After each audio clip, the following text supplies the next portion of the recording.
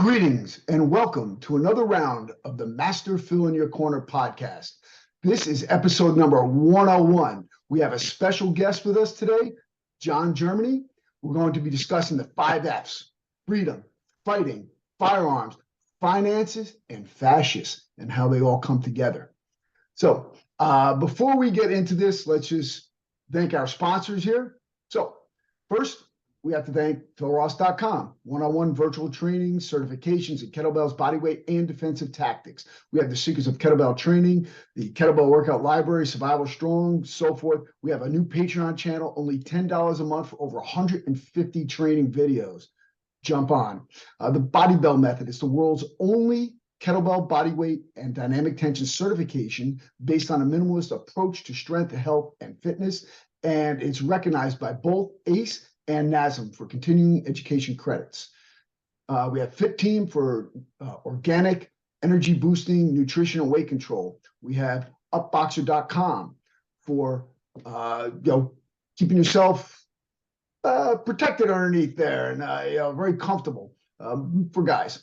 We have burnalong.com. So I'm one of the featured instructors. Join me and over 2,000 other instructors, only $14.95 a month. We have the P3 training group: plan, protect, prepare, and you're ready with the 3 Ps.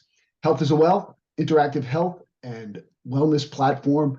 We had to revamp everything, and man, it looks dynamite. I can't wait to launch that. It'll be up in a couple of weeks. We also have speaking engagements and coaching through Professional Speakers Bureau and the zwinningmindset.com. And pay-per-view flicks, Warrior Island, coming soon. All right, so enough with the shameless plugs. Now we have to get into this subject, and we're going to introduce John Germany here. So again, freedom, fighting, firearms, finances, and fascists. John graduated college in 2016 from Kutztown, PA, with a BSBA in business management. Served 6 years with a 1-year extension as a communications sergeant in the Army National Guard Aviation Battalion. And he worked primarily in the tactical operations centers and veteran sites. And he started wrestling as a very young guy in the 3rd grade in PA. Very, very tough wrestling there, if anyone knows anything about wrestling. He continued into college. He was on shooting teams. He's been, an advocate for the Second Amendment and for freedom for his whole life. And he's also trained and competed in Judo, and he is delved into the BJJ world, as so many of us former wrestlers did, looking for something else to do. And he's working under Karl, the SilverFox, Pravec in Jiu-Jitsu. He has a purple belt there. And you're currently instructing too, right? At purple belt level, you get to instruct. And he spent 5 years as an insurance producer, and the last 3 years in finance. So needless to say, he's got a high level of respect for Second Amendment, for freedom, for rights, for physical training, for protecting yourself physically and financially. And without further ado, John, welcome to the podcast. Thank you, Phil. Huge honor to be on here today. I've known you for a couple of years now. My athletes, wrestlers in the program greatly appreciate the things that you do for our program and your love for grappling, all mixed martial arts. So just to be here to talk with you is a great opportunity, and I appreciate it. I couldn't wait to get you on. You have so much, to share with the audience. I mean, there's so much going on. If we're going to look at what's happening, just recently we had the John Durham report, right? What does that kind of tell us? What's going on with our government, and what can people do to protect themselves and be prepared? I mean, I will say that fear is a great way to control people, but it doesn't last forever because people get sick of being afraid. You look at what they did to us with COVID.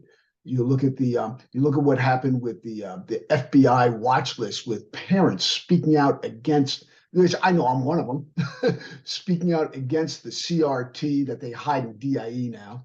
And I call it DIE because we're going to die if we keep following this road. and we're the transgender agenda, and people speaking out against this indoctrination of our children are being harassed by the FBI. What can we do as common citizens?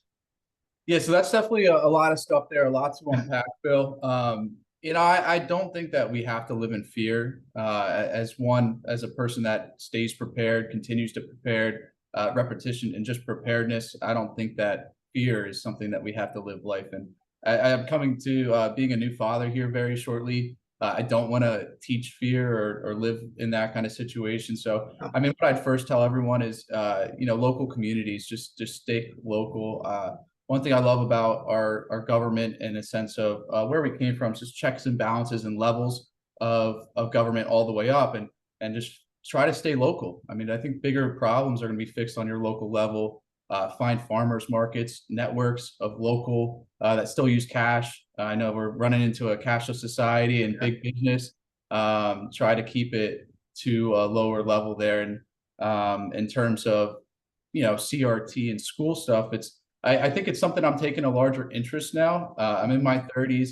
It's probably school programs isn't something I really take the largest of interest yet, but I have a son on the way in a couple of weeks here. So looking at even just places to live, looking at school districts, school programs is now, moved to the top of my priority list, and knowing what those boards of education, what they're pushing on our younger generations is now something I'm looking into and taking a greater interest in. Yeah, I mean, just on our local level here, my two older kids, I have older kids and I have a teenager now. My two older children went through the same program here in Mawa.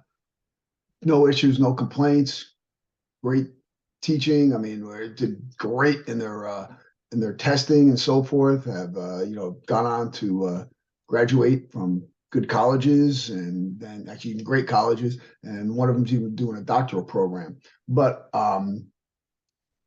I've seen the change. I've seen the change in the past 10 years, and in particular, the past 5 years. And that's one thing that COVID kind of opened our eyes up, as to seeing, what's really going on in these classrooms, and people just really were, wow, and we've been reacting because the indoctrination process that's going on right now is, honestly, it's abysmal. And one of the issues, I know we're speaking locally, and this is one of the things that I brought up at one of the Board of Ed meetings, is that, right now, everyone is taking their marching orders from above. These people are voted in by us. They are to represent us. They are to bring our concerns up to the top, up to those above. That's what a democracy, of a republic, is supposed to be about. The way they're running it right now, it's like a monarchy, with the directives coming from above and coming down and being pushed upon us like we're subjects as opposed to citizens. That is happening. We could try to ignore it, because and I'm not just talking, when I'm talking about fear, let's talk about fear on a more encompassing level, because people aren't just afraid, unless you're walking down the street in New York, you should be afraid, because it's like the Wild Wild West there. But people are afraid to lose what they have. That's why they don't speak up. So many people are afraid, oh gosh, I don't want to make waves. I'll just go along, get along. And you know what? You're part of the problem. People have to start speaking up and have to start pushing the envelope. I've been doing it for a while, and I know more people are doing it, but the more voices we can get out there, the better. And then we have to educate people instead of just watching, MSLSD and the Communist News Network. They have to go and look into other sources and delve into this a little bit. Yeah, I agree. And I guess I'll make a caveat on my previous comment of fear. It's I guess fear is okay if it strikes action. So if you're gonna take the action of be prepared, even if it's keeping extra cash on hand and not extra debt, be prepared for the worst. So as long as that fear drives some type of action, and it's great for people to speak in their local board meetings and learn what's going on in the school education system, because it is changing. Yeah. We thought forever it was just a socialization, hey, learn to raise your hand, learn to talk when you speak to, but I don't even see that happening today. I see it's more of these agendas of in any direction that they want. And it's just younger and younger kids getting pushed away from things that they should be focusing on. Yeah. I mean, things we should be focusing on are what? Reading, math, language, science, and all those scores are dropping precipitously. I don't know if you're aware, but Ron DeSantis just went and put an anti-CRT bill all throughout all state colleges, all state schools, including colleges in Florida. And yes, I see the media spin that all the time. Yeah, and that's incredibly proactive. And this is the problem, because we have to be more proactive with this stuff. We have to elect leaders that are going to be proactive instead of just, not making waves so that they can get to the next level, which is what I see with a lot of the local politicians.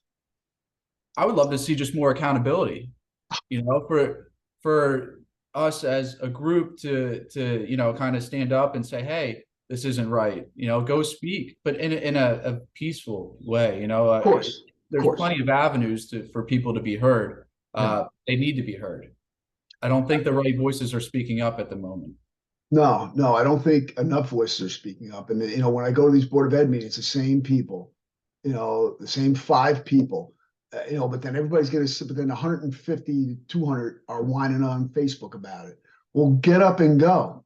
Everyone's got something else to do. Everyone's got something better to do. Well, then when you have that apathy, this is the result you're going to get. So, if there is a breakdown, which I don't know, is it imminent? Is it something? But what can we do to prepare ourselves? I mean, tell people some of the things you're doing. I mean, you train Jiu-Jitsu. You're still on a wrestling mat. I know you got some really good survival tactics. You have very experienced with weaponry, and then and you're being you're doing stuff with your finances too, because we have to be prepared for that as well. And we have to really identify these fascists and take them to task. Like here, how come Adam Schiff is not arrested? Right. And there's a few things to unpack there. First, one thing is sharpen your skills. Yes. Sharpen your knives. Always keep them. You should always be training, and train as many avenues as you can. I know Matsuyu, I'm a Masuchi. I always butcher that. Is continue training, and whatever you're training, and try to broaden that training into many fields, so that if you master one thing, you can master a lot of things. Yes. So keep those skills up to date. In terms of being prepared, I think most of us should have been offloading our liabilities the last year. We should have seen these continuous rate increases. We went over 500 basis points, which 5% since our baseline in the past year. So if you were holding debt before and you're holding debt today, it's over double as the expenses it was before. I don't think that's stopping. I don't see inflation really going down. Last month at 4.9%. And then they changed the calculation on it. They're not calculating it the same. So if you look at new cars, house prices, your everyday eggs, food, everything, that's above 10%. Way. So it's way above. So I don't know where the 4.9% comes today, but they're going to have to lower rates eventually, because something's going to break in the system, but I don't see that happening soon. So offload your liabilities, prepare, have cash on hand, figure out your avenues of stores you go to, and and just keep ready, just train. What do you think about on the financial, and what do you think about gold and silver? I think it's great. Great hold of value. If there was ever a breakdown in the financial system, that is definitely your best source of holding wealth. Right. It tends, it goes up and down. So when the currency is a little shaky, gold's, it's at its highest peak right now. It's over $2,000, an ounce. It's a very solid. I remember when I was in college, it was around 1,200, and that was like 10 years ago. Yeah. I bought a bunch in 2020 and before.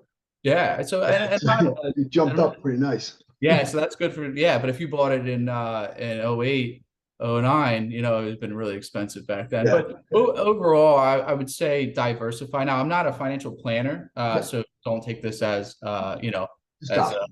a paid advice, but diversify. Have some in some metals, have some and some cash on hand. And I usually generally go by the rule of 7%. So if I have a liability that's above 7%, I want to offload it. And if I have something that I'm paying for that's under 7% and that's going to make money off the market or somewhere else above, then I might hold it a little bit longer. But I know prior to these rates going up, I was holding a lot more liabilities because it was very cheap to hold. And now if I still had most of those, I would be in a really bad position. So I did movements to offload those. So I hope that makes sense, but you want to make sure that you know, your money's working for you. So in terms of gold and silver, I wouldn't put everything in it unless you're really adamant on a financial you know, destruction. Which 32 trillion in federal debt, personal debt just hit over 17 trillion for the first time ever. I would be a little bit shaky and wary of it, but you know, the Feds have infinite money. I think that's what they were saying recently. So well, they can always print it. So they can just print it, yeah. so it is. A little worried now with the bond market not doing too well, and they got to try to raise the ceiling and sell more bonds. You know, it's a little shaky there where we're going to find the extra, you know, room unless we lower spending. Yeah, I mean, look, the bottom line is that if you ran your household or if you ran a business like run the government, your doors would be closed, or you know, if it was a business, or you'd be out in the street if it was your house. The bottom line is that, you know, we have to reduce spending. That's and until that happens, nothing's going to work. Yeah, you got to reduce. You got to get that down. It's very, very simple, but it's being made complex. Oh, you don't understand? No, I understand planning. Okay, you have to. All debts come due at some point. You can keep kicking the can down the road. Eventually, you're going to end up. The road will end eventually. So. We're testing. We're in uncharted waters. I think we're going to test to see how far we could take that. You know, I don't know if it's a great plan though. I think this is the first time, just even on us as an individual standpoint, that the American population hasn't stopped spending. If you look at every quarter, it's astronomical how much people are in showing the debt rate, personal debt rising, that people haven't stopped or tried to slow down spending. So until they actually react. There was no reaction to all these rate increases. Every single one. You might see some market reactions of the Dow dropping. I mean, it hasn't dropped significantly since 2020. But right now we have an inverted a market where the stocks are saying scream and buy, and bonds are not. You know, it's an interesting situation, uncharted. You know, so I guess we'll find out in a couple of weeks if we can, I guess, continue to raise the debt ceiling, continue to pile it on, and hopefully bring in some new investors to you know, maintain this debt. But we'll see.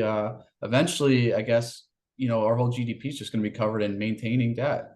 You know, I don't think we're going to see the infrastructure build up or things that need to be done, or I don't think we as the American people are going to see the money. No, I mean, it's really funny because, you know, as we see taxes go up and up and up, and I see services going down and down and down.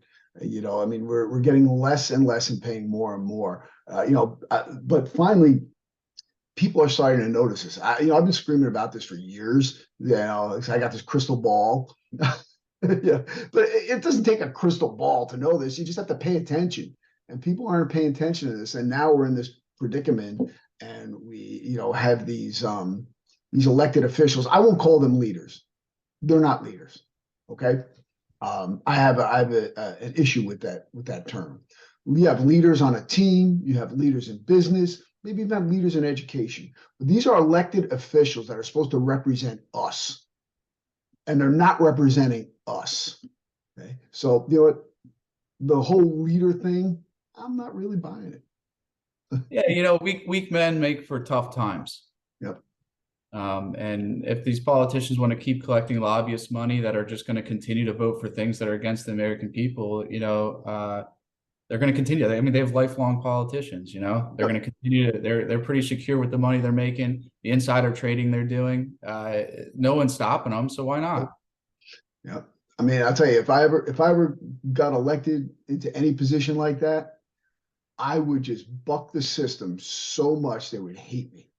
and I would bring it to the forefront. And if they try to squeeze me, I'd say, I'm holding a press conference. I'd call them out by name, and I'd say, look, I want to get this bill passed, but here, this one want me to shove this other garbage in. I don't want to do it. Oh, by the way, they're doing insider trading on this, and this. I would call them out. I probably wound up with a bullet in my head, but I would call them out. Now I'm waiting for someone to have the guts. The only one who even honestly even came close to that is Trump.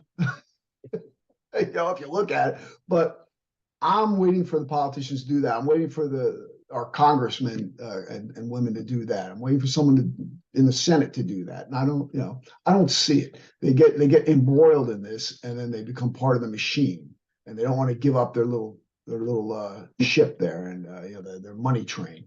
So, but just as far as so what is some of the training that you're doing right now? And some of the stuff that you're laying the groundwork for your son. Yeah, absolutely. So right now, currently, I'm in my early AMs. I'm doing Jiu-Jitsu. So 6 o'clock in the morning, I'm doing that. And in the late afternoons, I'm doing wrestling. I'm helping out with the Ridgewood High School program. So that's primarily the training I'm doing now. I have recently been slowing down. Of course, I'm putting the nursery together. I have my bags packed. I got like 2 weeks. We're at 37 weeks. So hopefully he'll be here soon. Training, you could always do dry firing if you're talking about weapons. Yeah, I think you always, if you're going to carry a weapon, know how to use it. I always worry about the day that, somebody's going to make a mistake and there's collateral damage to a situation. They're going to get the max punishment, and they might have been trying to do the right thing. But that, it didn't work out that way. And that's what they're going to capitalize on. I started my love for 2A. I grew up in the Pocono Mountains as a very young kid in the mountains. I got my first Red Ryder Daisy BB gun, 5 years old, and my brother. Shoot your eye out. Yeah, I ran that thing to the ground. Pumping that all that thing fell apart, and they were, I had the Red Ryder insignia on the buttstock. When I was 5 years old, my brother convinced me to pull a snake out of a hole. Now, I didn't know there was a snake originally. I guess he watched it while he was fishing. And then, so I pulled this thing out and it bit me. Grabbed my Red Ryder, finished the snake. And now I think about that story today, and I'm like, well, that back then that snake deserved to die. But now today, I intruded in his home, and I pulled it out. And I think that's a different lesson I live with today. But, and ever since then, I had a love and respect for, being prepared, doing the right, teach kids the right things about weapons and know how to handle them in a right way without access to it. If you're there and it's all about being responsible. Yep. And people have to know that the 4 tenets to a gun, right? To gun use. 1, treat every weapon as it's loaded. 2, never point the barrel at something you're not willing to destroy. So no fooling around. 3, keep your finger off the trigger until your object is sighted. 4, know your target and beyond. Abide by those 4 rules, and you'll be good. And in society, it shouldn't even come out unless it is a life or death situation. Right. Yeah. Look, I have a carry permit in Jersey. I got it in 40 other states as well, but New Jersey is kind of real pain in the neck to get it. But I consider that a huge responsibility. This is why I'm at the range every week, and I even have you see a little laser thing? Let me see. I put this in. Got this. It's kind of cool. It got this cool game. Yeah. You could try that at home, and you can even sight in your weapon with that. I've had some. Yeah. Is it a good one? I haven't seen any that was actually good quality to use at the range. I don't use it at the range. I use it at my house. Okay. Yeah. I use it at my house. Yeah. Does that connect to an app like a TV? Yeah. Yeah. There's a target, and I put it on my phone, and it scores me, and I have different distances. It's a lot of fun. And then I have the laser light. I've had that for years. You familiar with that one? Yeah. I use that all the time. Even when I'm sitting watching TV, like pop, pop. Just anytime to just keep that muscle memory going. I pray to God I never have to ever use it. But if it happens, you got to be ready. Yes. Do you train with any edge weapons at all? Like knife fighting? Like knife training or anything I've like had that? some training with it. I'm not actively training I know I follow a lot of people on different sites that have those wall pads and the blue knives, just like the blue guns, and they train those actively. Yeah. I haven't recently been training with that. I have experience in it, but not at a high level. I know that you do have some experience in that. Yeah. I'd love to Yeah. connect with you on that sometime. Yeah. Definitely. As you know, I do seminars on it too, but I just my train. I have, the targets for Yes. deer and for bow and arrow. Yeah. I practice stabbing into that. Okay. Oh yeah, that's a good idea. Yeah. I'm actually wearing, it's called the Backyard Boys. Yeah. They a group of archery guys. They have really nice gear. I'm friends with them from PA. Yeah. And they call it the Backyard Boys because you just thought the archery stuff, but Yeah.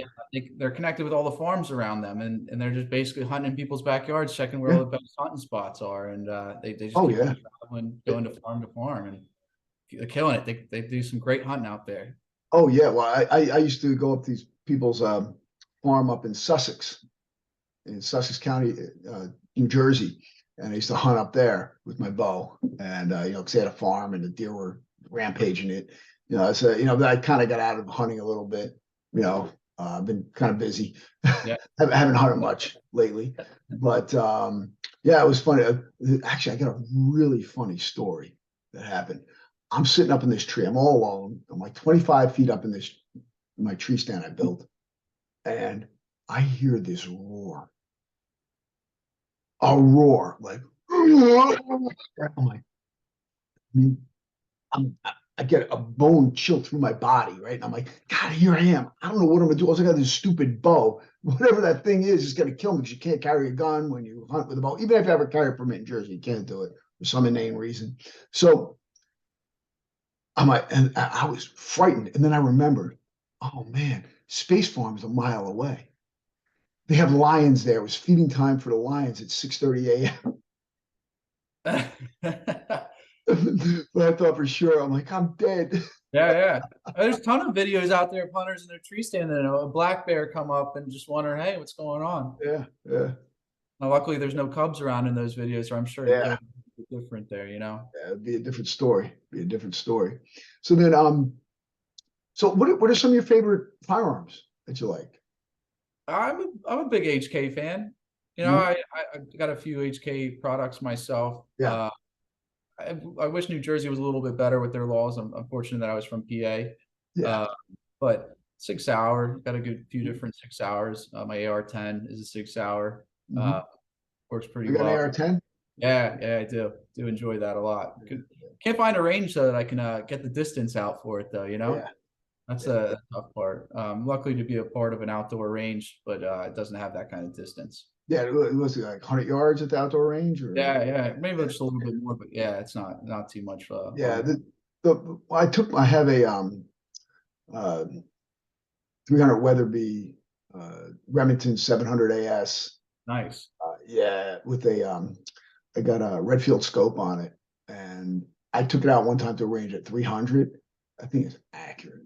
Yeah. But man, I shoot it like 3 times a year, just 3 rounds because it hurts so much. It's like just getting hit in the shoulder with a sledgehammer every time you fire that thing. It's like bang, man. I sighted in. Okay, good. Clean it, put it away.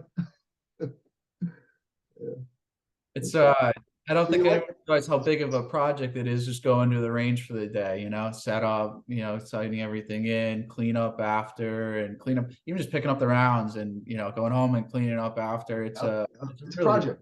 It is. It's a long day, but you understand that it's a responsibility to be prepared and you carry, so you understand it's a responsibility to know how to use everything about that weapon. So, you got to take the time to do all that stuff and competitively, because it is a skill. If you don't use it, you will lose it. You will lose it, like anything else.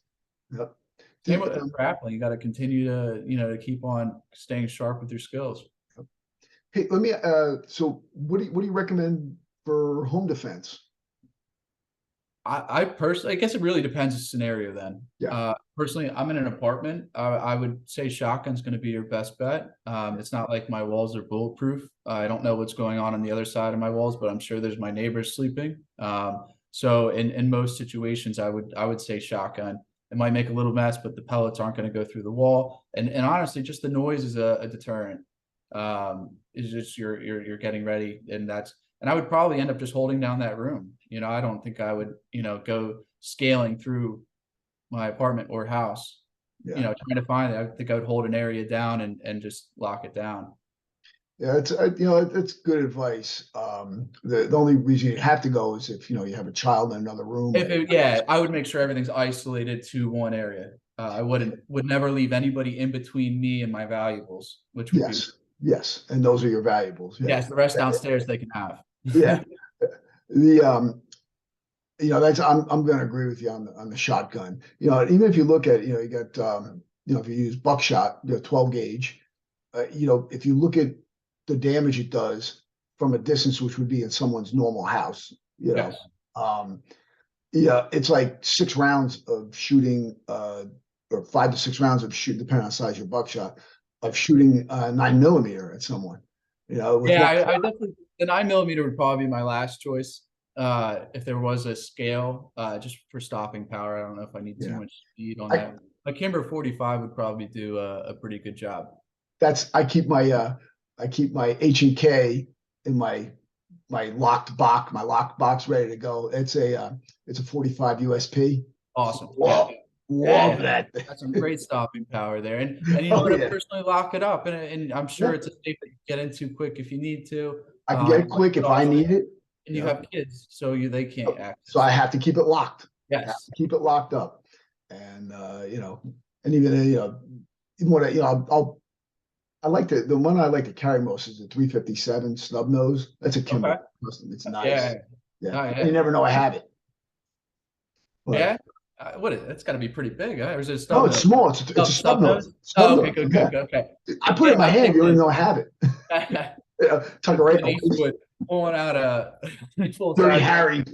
I love 357s though. I mean, you could shoot 38 special rounds. Yeah. So I practice with those rounds. Yeah. They're great guns, and they're accurate. I do enjoy it. They're smooth. I was shooting at the range, and one of the range masters like, God, you're pretty accurate with that. It's only a 2-inch barrel, but it's practice. It's practice. So my grandfather was really big on all revolvers. He was always like, the next round will be there. Don't worry. It'll always be there. Well, the other thing too that people don't realize, if you're in a fight and someone's on top of you and you try to shoot them with, it's not going off. Chamber the round. The revolver will work for you. Revolver will work. Yeah, actually, that's what we used to use the 38 specials for. They used to call it a gut gun, where they just jam it right in. Boom. Look, I'm not going to be shooting someone 25 yards away. I'm sorry, I won't. Run and hide. Too risky. That's at that point, unless you're. Well, you'll get charged with capital murder for that anyway. Because you could have escaped and they could have escaped. So I guess it would for me it would depend on if it was like a mass shooing situation. Or that's something where like you're saving that. But you never want to take a risky shot. You never want to risk the lives of other people. Being responsible and being prepared, knowing the full 4 rules which you were reviewing earlier are vital. And if you don't take that stuff seriously, please don't go out and carry, because it's going to make the world worse for everybody else. Exactly. The goal here, right, to make everything better for everybody and to live in a good society. That's our goal. And this is why I train and teach. It's why you train and teach, because you want to make everything better. Look, when I leave this earth, I want to leave it in a better state than when I came in. And right now, I don't think it is. So we got a lot of work ahead of us. Try to make things better for our kids. Look, I'm not worried about me. I'm going to be fine no matter what. I'm okay. I'm worried about the future for our children.